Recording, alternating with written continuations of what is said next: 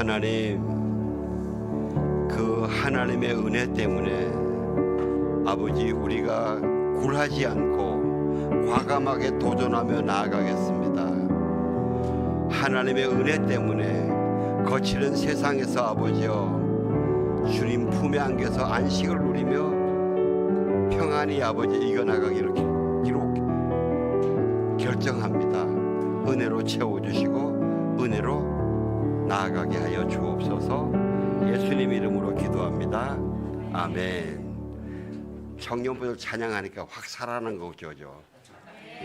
50대 60대가 찬양하다가 20대 30대가 하니까 얼마나 좋은지 모르겠어요.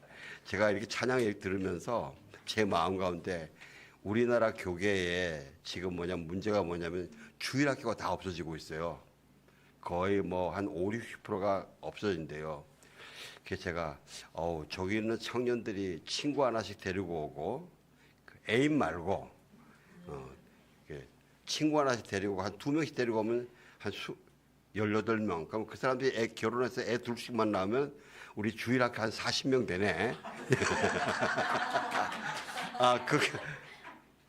그거 이루어지려면 한 10년 있으면 되겠다는 생각이 들어요. 하나님, 나 그때까지 살게 해주세요. 우리 그 마음도 같이 담아서 우리 청년들한테 응원의 박수 한번 해요.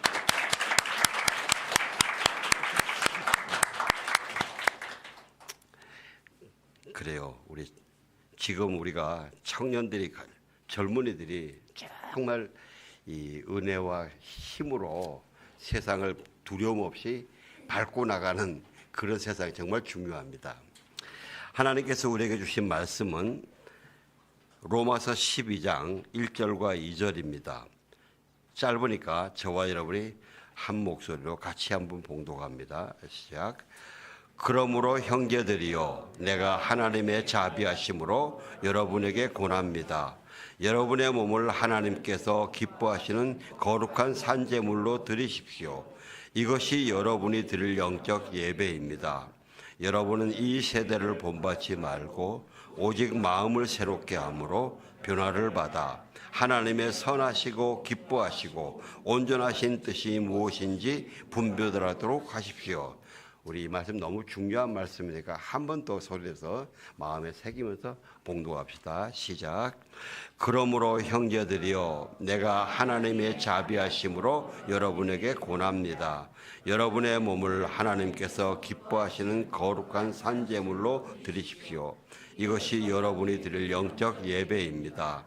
여러분은 이 세대를 본받지 말고 오직 마음을 새롭게 함으로 변화를 받아 하나님의 선하시고 기뻐하시고 온전하신 뜻이 무엇인지 분별하도록 하십시오. 아멘. 오늘 몸, 마음, 영적 예배라는 제목으로 우리 전영국 목사님께서 말씀 전해주시는데, 말씀 전해주신 거 처음이잖아요. 올라오실 때 할렐루야를 한번 박수 한번 해서 응원 한번 해줍시다.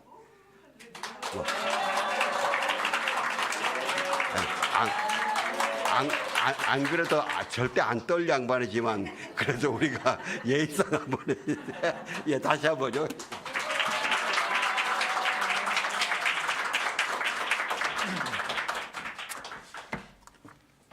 아내가 오늘 우리 청년들의 찬양을 듣더니 아주 신선하다고 표현을 합니다. 그 얘기는 지난번까지는 신선하지 않았다는 얘기인 거겠죠? 우리 청년들 보니까 정말 이렇게 에너지가, 없던 에너지도 생겨나는 것 같아서 얼마나 감사한지 모르겠어요. 수호 형제, 내가 설교할 때만 찬양하는 거거든. 그러니까 2월 달에는 세 번째 주에 준비해 주시면 됩니다. 오늘 우리 잠깐 말씀을 나누기 전에 제가 기도하고 하나님 음성 듣도록 하겠습니다. 좋으신 아버지 하나님, 오늘도 주님 앞에 우리가 함께 나아갑니다. 성령님께서 우리 각 사람에게 말씀하여 주시고 우리가 들어야 하고 또 우리가 이 말씀을 통해서 깨달아야 하고 변화되어야 할 그 모든 부분들 안에 주님 역사하여 주시옵소서. 예수님의 이름으로 기도합니다. 아멘. 어떤 설교를 준비할까 고민을 좀 많이 했습니다. 지난주에 우리 목사님이 그 마음 전쟁 얘기했었는데 저도 이제 한 달 전에 이 설교에 대한 준비를 하면서 마음에 대한 준비를 했었죠. 근데 우리 목사님이 마음에 대한 설교를 지난주에 하셔서 조금 오늘 바꿨는데 사실 우리 사람은 세 가지 영역으로 이렇게 구분되어서 지어져 있습니다. 어떤 거죠? 몸이 있다는 거죠. 우리는 몸이 있고 마음이 있고 그리고 이제 영이 있는 게 우리 인간입니다. 이 세 가지 영역이 우리의 몸을 이루고 또 마음과 영적인 삶을 이루면서 신앙 생활을 하고 있는 것이지요. 그러면서 우리가 이 세 가지 영역 안에서 날마다 추구하는 것은 뭐냐면 잘 살고자 하는 것이 모든 인간들의 마음인 것 같습니다. 특별히 잘 살고 가치 있고 의미 있게 살고 싶어 하는 것이 저와 여러분들의 공통된 그런 소망이 아닌가 싶습니다. 하지만 그 마음임에도 불구하고 실제적으로는 그렇게 잘 안 될 때가 많이 있어요. 그 마음이 내 마음대로 안 되어지는 것이 우리의 인생이 아닌가 싶다는 것이죠. 누가 죄를 짓고 싶어 하겠어요? 우리 모두는 죄를 싫어합니다. 하지만 성경에서 말하고 있는 것은 뭐냐면 사단이 공중의 권세 잡은 자,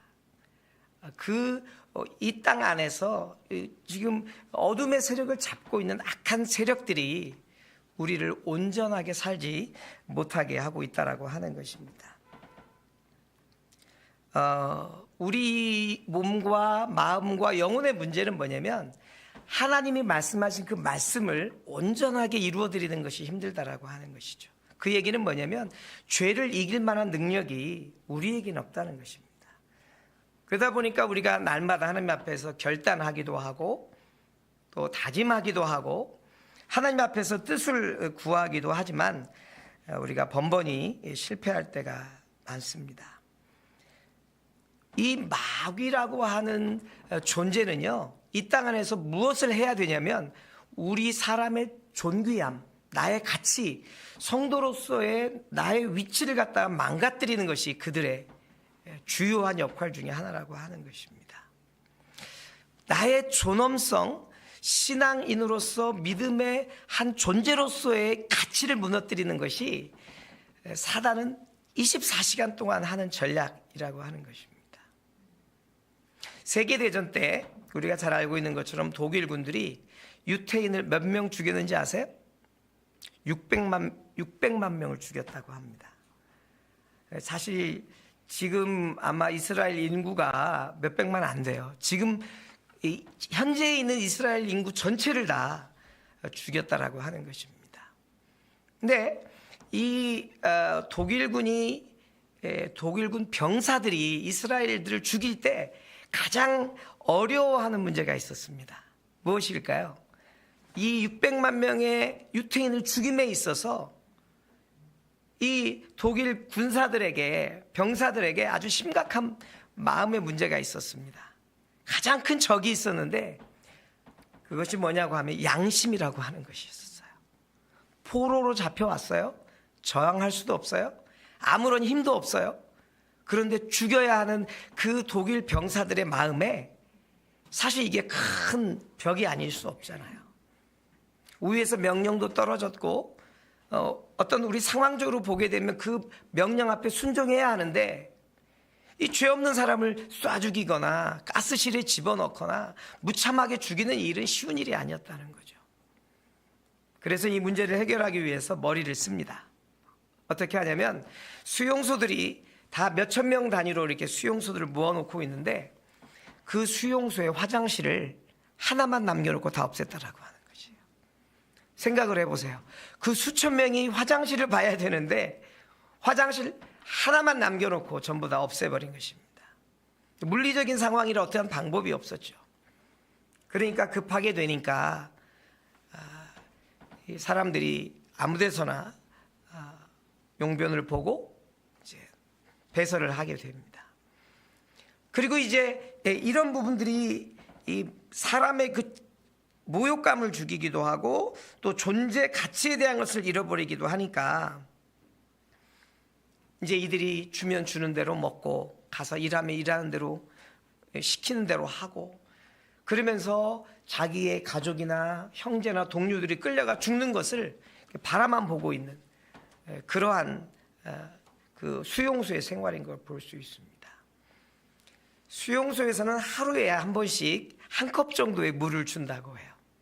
그런데 그 중에 어떤 사람들은 그냥 그 식사를 하면서 물을 다 먹어버리는 그런 경우가 대부분인데, 빅터 프랑크라고 하는 사람이 쓴 책이 하나 있습니다. 죽음의 수용소라고 하는 책에 보면 이 사람은 어떻게 했냐고 하면 한 컵의 물에 밥을 먹을 때 일부는 먹지만 그 어느 정도는 남겨서 헝겊에 물을 적셔서 이를 닦습니다.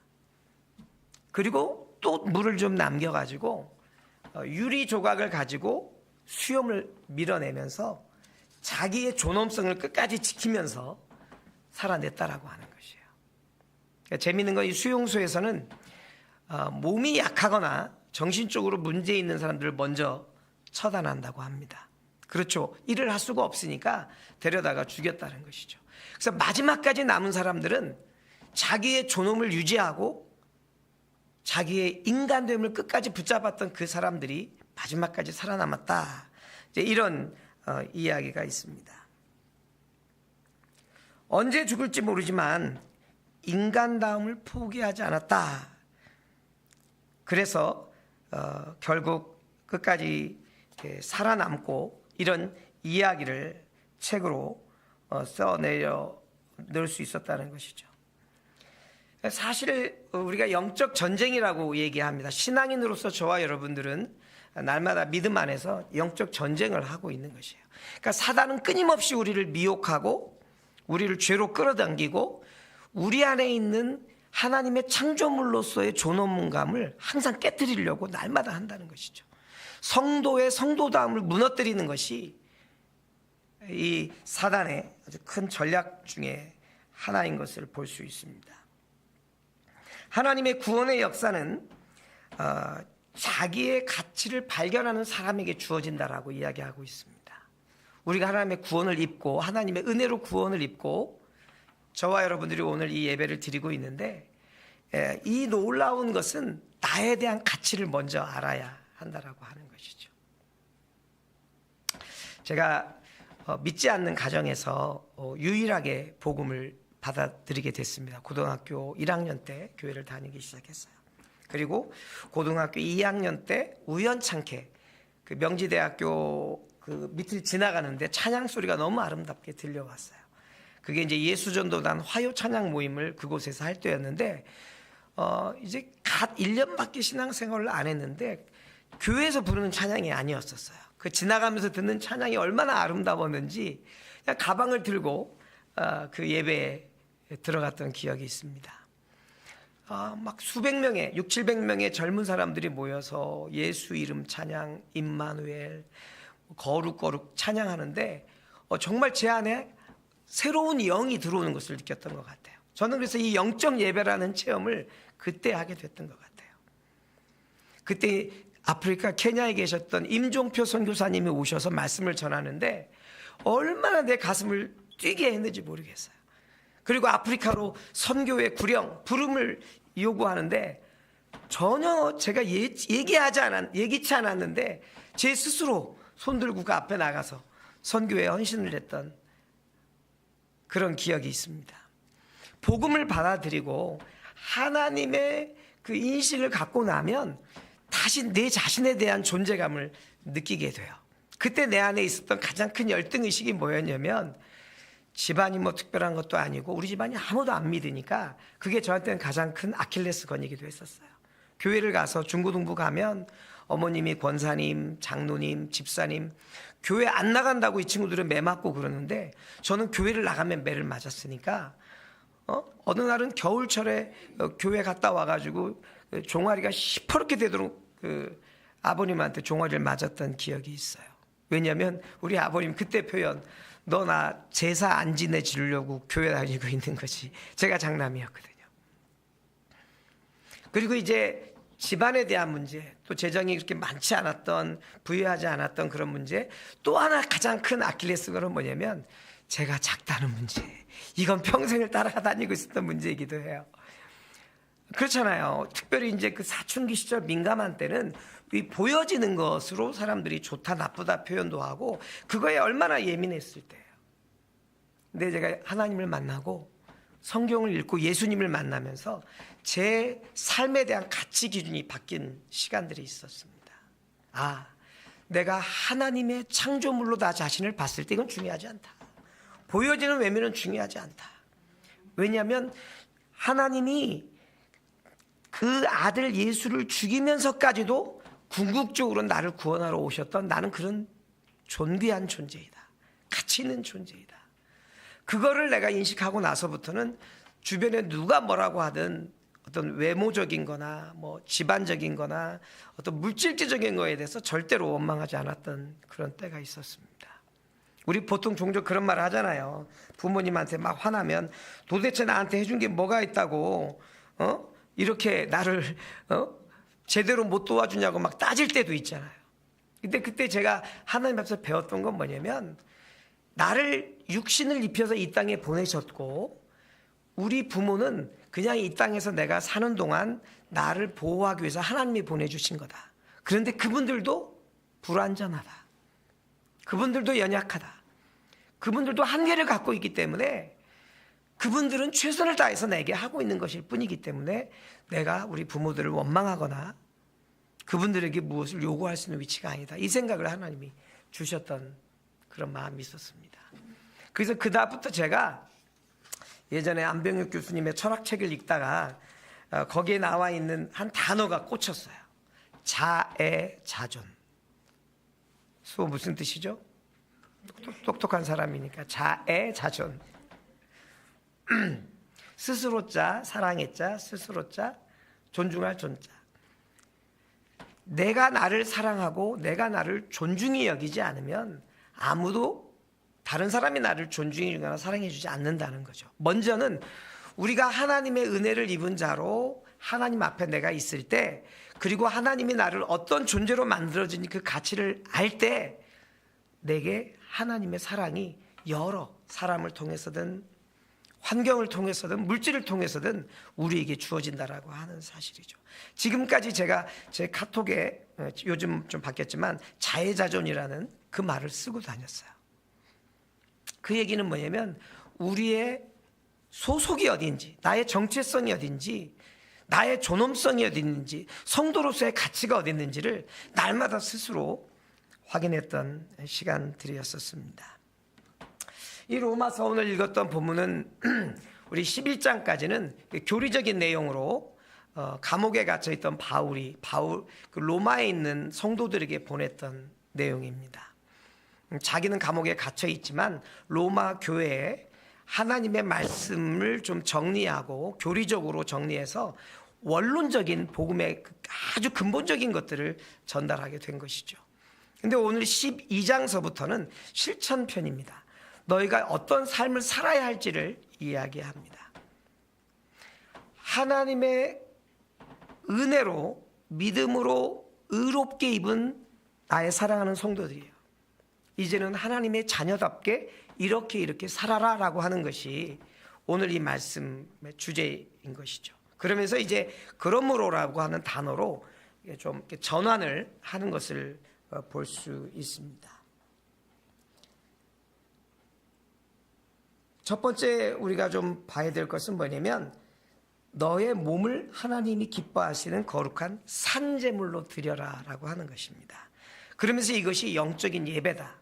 그러니까 그 시대에는 제사가 각 내 안에 어느 일정 기간 동안 살면서 죄를 지었으면 내 죄를 위해서 뭐 양이든 소든 뭐 가난한 사람들은 비둘기든 이것들을 가지고 와서 칼로 그 짐승을 죽이고 내 죄를 대속하는 속죄하는 이런 행위들을 계속 가졌던 것을 볼 수 있습니다. 어떻게 보면 이 제사는요 반드시 필요한 것이 있었는데 제물이라고 하는 것입니다.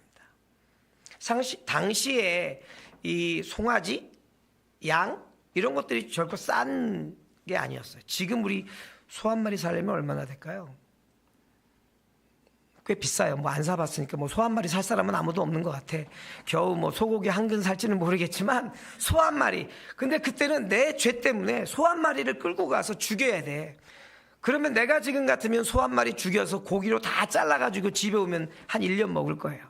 근데 그때는 껍데기 벗겨가지고 번제단에다 다 태워서 나는 아무것도 가지고 오는 거 없이 단지 내가 그냥 그 제사를 지냄으로 새롭게 내 인생을 시작한다는 그거밖에 없는 것이에요.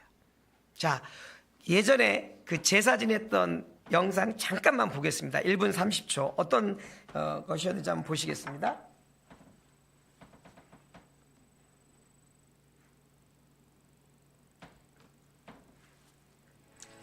애니메이션이기 때문에 보세요.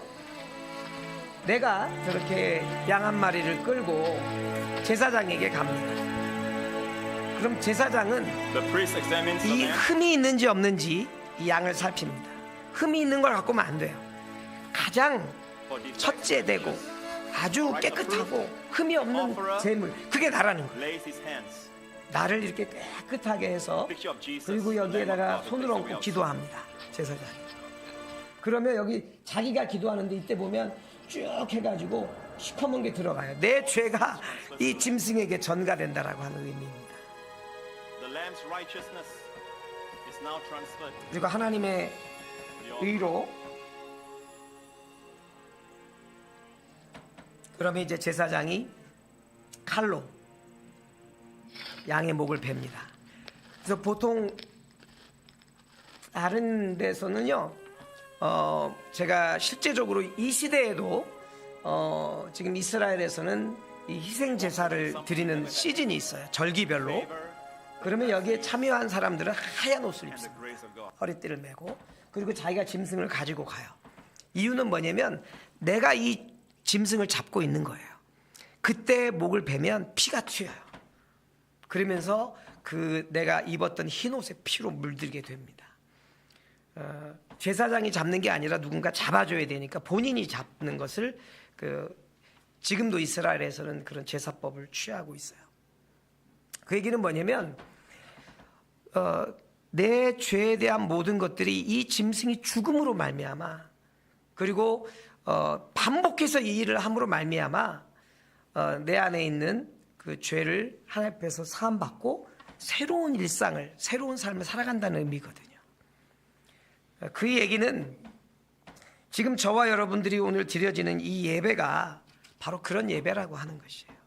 그냥 여러분들은 매주마다 주일날 와서 예배를 드리고 있지만 이 한 번의 이 예배가 지금 뭐 영적 예배라고 하는 것이 이 행위를 지금 우리는 매주마다 하고 있다는 거예요. 여러분들이 드리는 헌금이 어찌 보면 희생 제물일 수 있는 것이에요. 여러분들이 교회 와서 이렇게 봉사하고 헌신하는 것이 여러분이 가지고 와서 예배를 드리는 것이에요. 이 영적 예배는 무엇입니까? 예배를 드리고 나서 여러분이 새 사람을 입는다는 의미인 것이에요. 지난주 안에 모든 죄악들이 씻김을 입는 것입니다. 사함을 입는 것이죠. 그리고 여러분은 새 사람으로 변화되어져서 또 새로운 사람들로 세상을 향해 나가게 된다라고 하는 것입니다. 어떻게 보면 이 예배는 하나님 앞에서 우리가 날마다 죽어지는 시간이고 내 죄에 대한 죽음을 재확인하는 시간이다. 은혜 안에서 생명을 다시 찾는 시간인 것이고요. 생명의 약속을 재확인하는 것이 이런 예배라고 하는 것입니다.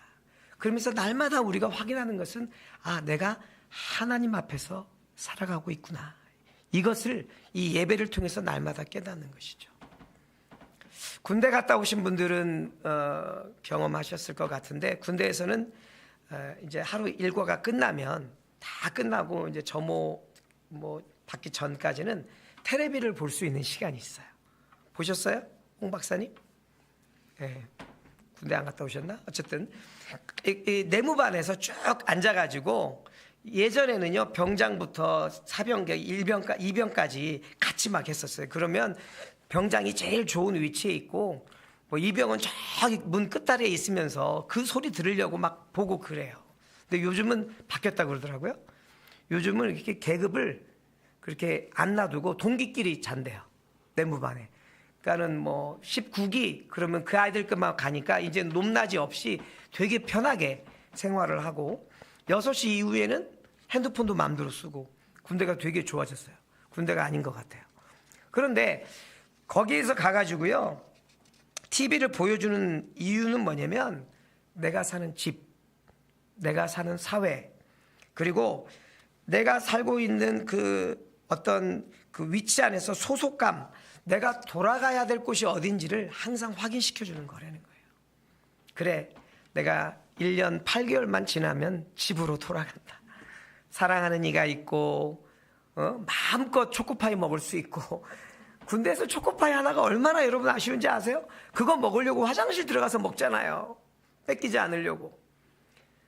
군대에 있으면 너무나 냉랭하고 가난하고 고독하고 두렵고 이런 게 많은데 텔레비를 보면서 그 텔레비 안에서 나타나는 이런 여러 가지 드라마, 집 아니면 웃기는 이런 상황들을 보면서 내가 돌아가야 될 곳은 저기다.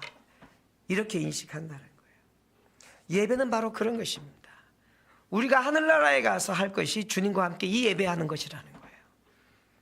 그래서 날마다 매주마다 우리가 희생제물로 가지고 와서 그걸 번제단에 올리고 그리고 그것을 하나님 앞에 태워서 올려드리면서 우리의 신앙과 내 삶과 내 죄악과 내 안에 있는 연약함을 주님 앞에 온전히 드린다라고 하는 것입니다.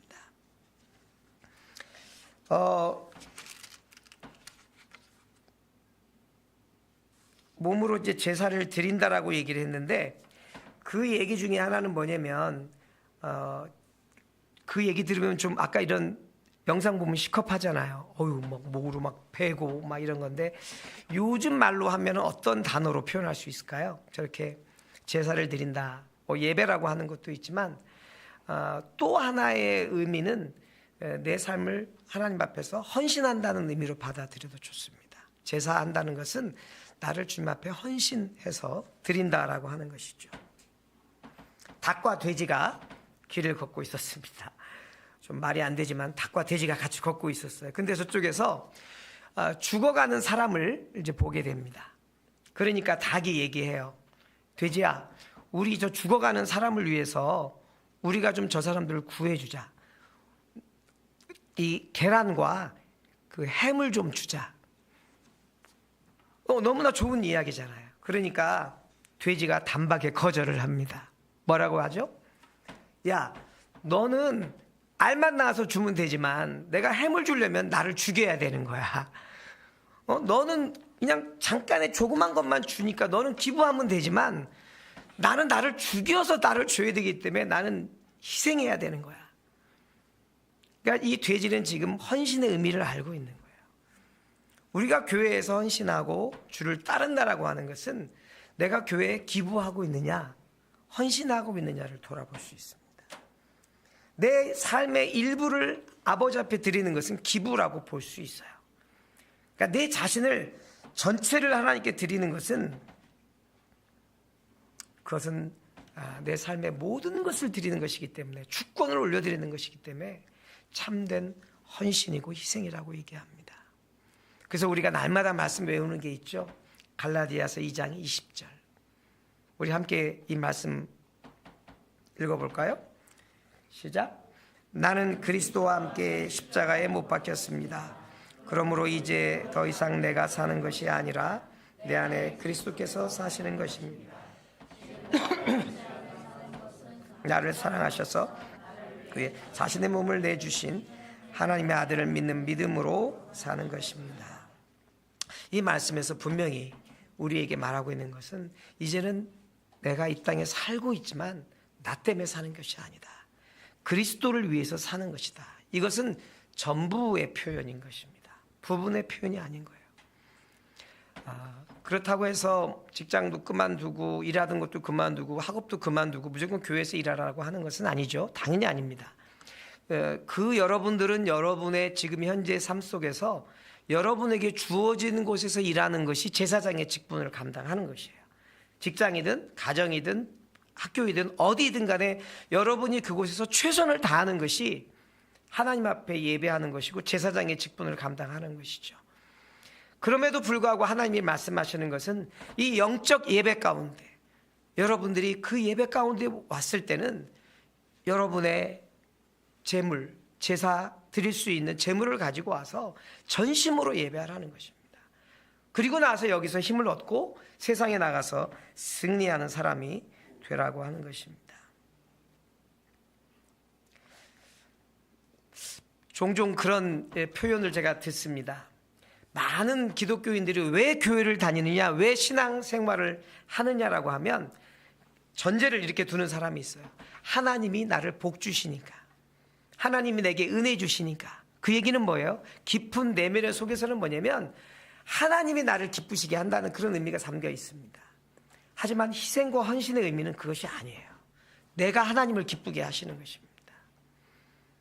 그래서 우리가 하나님 앞에 기도하면서 복을 구하고 오중 축복, 그래서 뭐 순복음 교단에서는 아주 그걸 하나의 교리로 만들어서 뭐 하고 얘기합니다.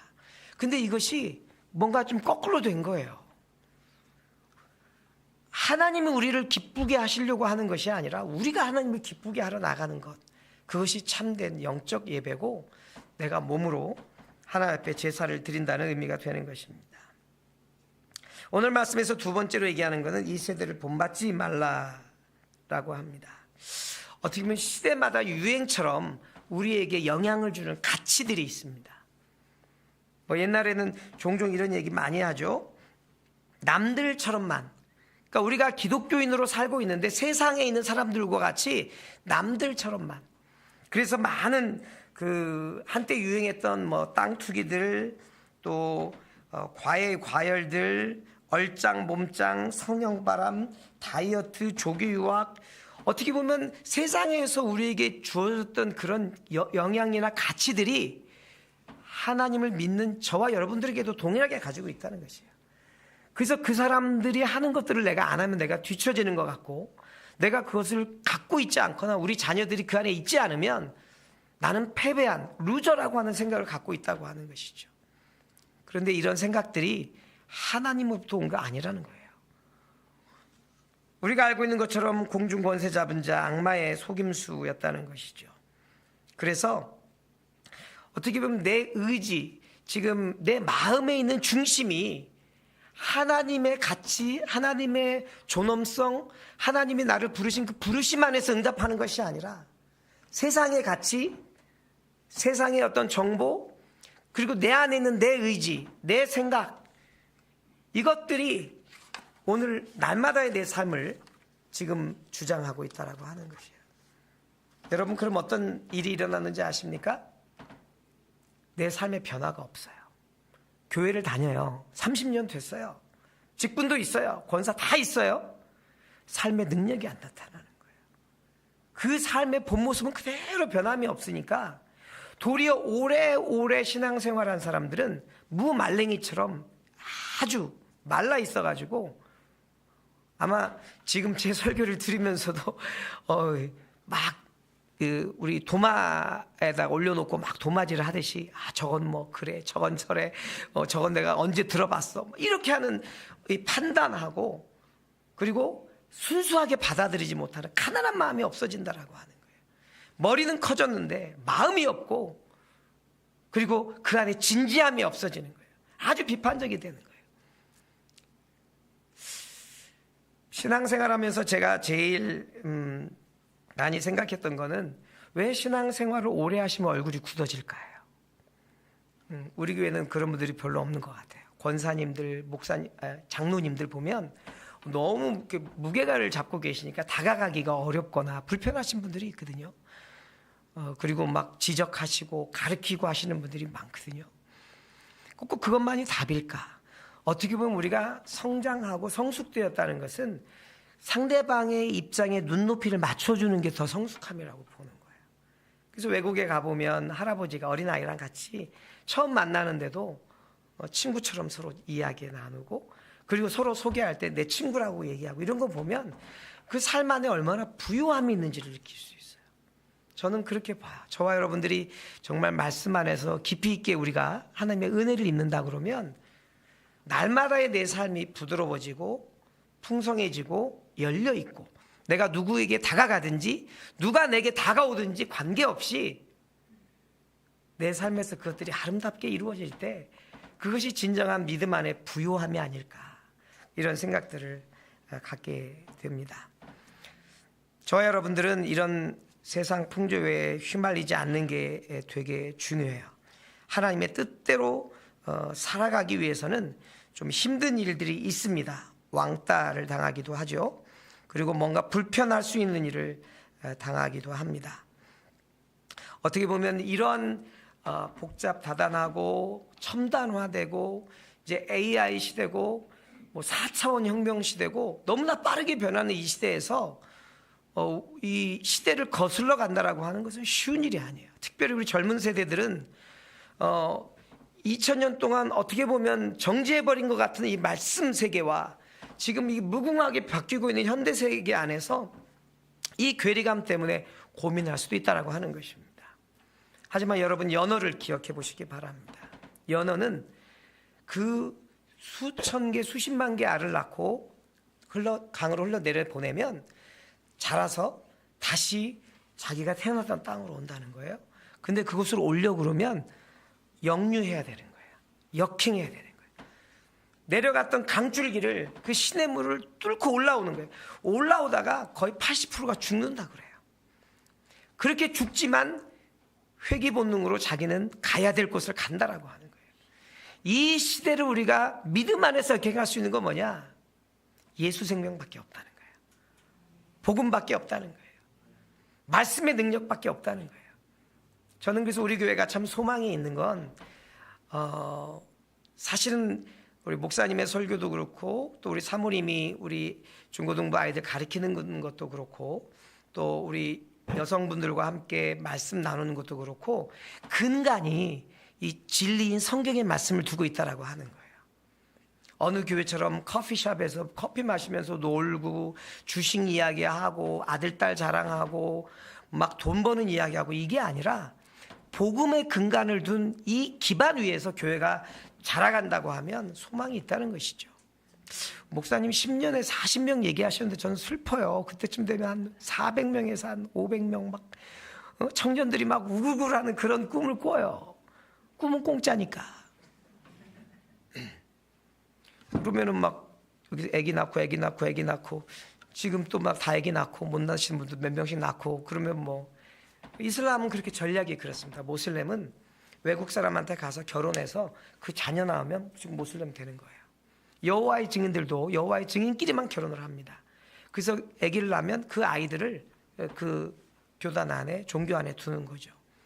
영적으로 못 나면 물리적으로 생리적으로라도 자녀를 낳아서 전도를 하고 있는 이 이단 종파들을 보게 됩니다. 무섭죠. 무서워요. 아니면 지금 제 우리 딸 동기인데 친구인데 남자아이는 지금 뭐 어디 교도소에서 그 봉사직으로 3년을 여호와의 증인인데 거기 가서 봉사를 해요. 옛날에는 감옥을 갔는데 요즘 바뀌었어요. 3년 6개월 동안을 봉사해야 된다고 얘기합니다. 세 번째는 마음을 새롭게 함으로 변화를 받아라 라고 얘기합니다.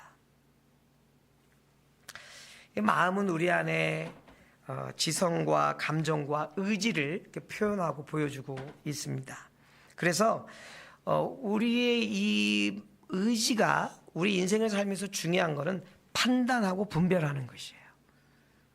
제가 아주 좋아했던 목사님 중에 지금은 이제 하늘나라에 가 계셨는데 그 임삼식 목사님이라고 아주 그 내적 치유를 많이 하셨던 분이에요. 그분을 쫓아서 제가 한 1년을 모든 세미나와 행사들을 주관하면서 따라다니면서 말씀을 들었습니다.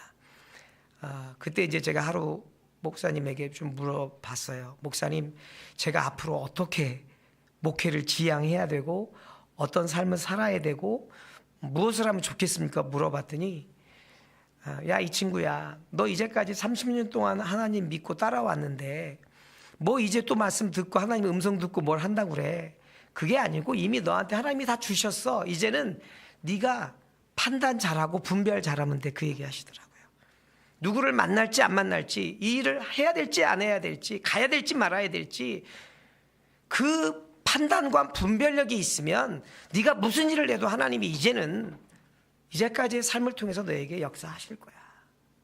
옛날처럼 하나님 음성 듣고 뭐 기도원 가고 그렇게 안 해도 이제 그 정도로 너한테 하나님이 훈련시킨 부분이 있잖아.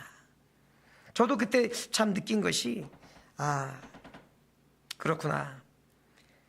우리 마음에 있는 사랑하고 미워하고 기뻐하고 슬퍼하고 이런 감정적인 요소들, 이것들이 어떻게 보면 판단하고 분별하는 것으로 인해서 내 삶에 많은 영향을 주고 있다라고 하는 것이죠. 시편 51편 10절에 이렇게 얘기합니다. 오 하나님이여, 내 속에 정결한 마음을 창조하소서. 내 안에 정직한 영을 새롭게 하소서. 이게 누가 이야기한 것이죠? 다윗 왕의 말씀입니다. 뭐라고 얘기합니까? 내 속에 정결한 마음을 창조하소서. 통일 이스라엘의 왕이었습니다. 아마 젊은 시절 동안 이 다윗만큼 하나님 앞에서 훈련받고 연단받은 사람이 없어요. 그런데 통일을 다 이루고 아주 이제는 안정감이 되게 되니까 밧세바를 취하게 되고 나중에는 그 남편 우리아를 전쟁에서 죽게 합니다. 그 사실에 대해서 나중에 인식하고 나서 자기가 지금 한탄하는 거예요. 하나님, 내가 이제까지 하나님 믿고 따른다고 하고 이제까지 달려왔는데 알고 보니까 내 마음 안에는 선한 게 없어요. 하나님, 내 마음에 있는 것이 이렇게 악한 것들만 있었던 것을 깨닫습니다. 하나님, 내 마음 안에 새로운 영을 창조하여 주십시오. 저와 여러분들에게 이런 기도가 있었으면 좋겠어요.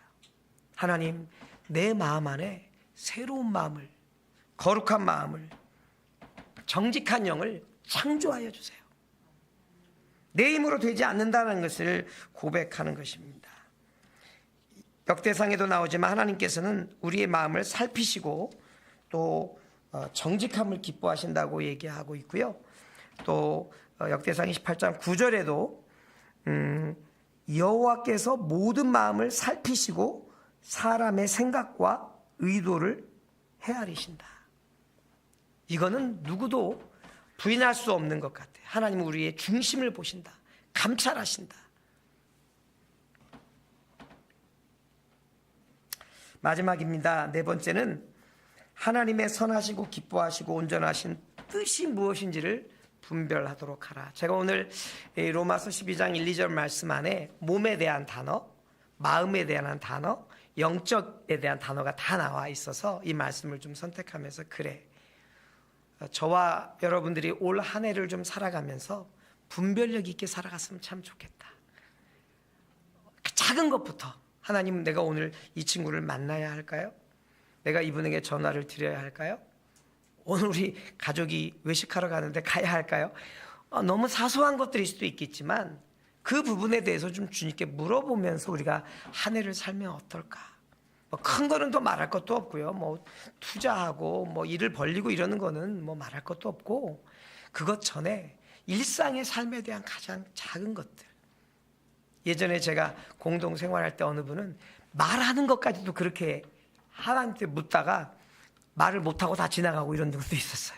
그만큼 자기의 입술을 주님 앞에 아주 예민하게 관리했던 것을 볼 수 있습니다. 어떻게 보면 예수님께서는 이 마지막 세대에 하나님의 뜻을 구별하는 사람을 내 형제라고 얘기하고 있습니다. 우리가 알고 있는 것처럼 마가복음 3장 35절에 어머니가 형제들과 함께 예수님을 만나러 옵니다. 그러니까 제자가 와서 이렇게 얘기하니까 얘기하죠. 누가 내 형제 자매 내 모친이냐? 누구든지 하나님의 뜻을 행하는 사람이 내 형제요 자매요 어머니다 얘기합니다. 하나님의 뜻을 구하는 사람과 함께 믿음 안에서 자라갈 때, 그리고 그렇게 성장해 나갈 때 하나님의 뜻이 저와 여러분 안에서 이루어지는 것을 볼 수 있습니다.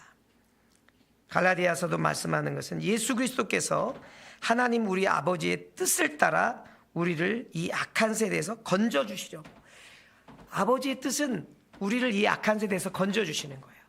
또 계속해서 여러 말씀들도 있는데요, 마태복음 18장 14절에는 어린아이 중 한 명이라도 잃는 것은 하나님의 뜻이 아니다. 그러니까 우리 성도들 안에 한 명이라도 잃어버린 거 하나님의 뜻 아니라는 거예요. 철저하게 우리가 서로를 돌아볼 필요가 있는 것이고, 요한복음 6장 40절에는 내 아버지의 뜻은 아들을 보고 믿는 사람마다 영생을 받게 하는 것이다. 전도하라, 구원하라, 하나님의 사람을 모아서 영생을 얻게 하라. 이것이 하나님의 뜻이다. 그리고 데살로니가에서 나오는 것은 기뻐하십시오, 기도하십시오, 그리고 감사하십시오. 이거는 우리 각 개인에게 하나님이 원하시는 뜻인 것이에요. 정말 그랬으면 좋겠어요. 저는 신앙생활하면 좀 신나게 했으면 좋겠어요.